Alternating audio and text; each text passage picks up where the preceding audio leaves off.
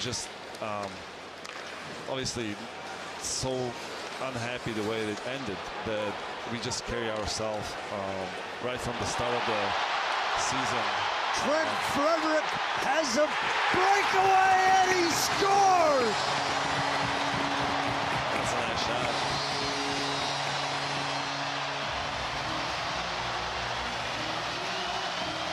Jack, this is a classic example of how Boston played in the first period with their layers defensively. You know, they play a hybrid defense in their own zone. It's not man-to-man, it's not zone. It's a bit of a combination. And Nylander's wheeling and dealing. He's doing what he does best. He's handling the puck. He's trying to get creative. He's trying to create his own shot. But when you're the last line of defense, now this is a forward out by the blue line. The D is thinking offense. They're in by the tops of the circles. He mishandles the puck, but it's great coverage by Boston.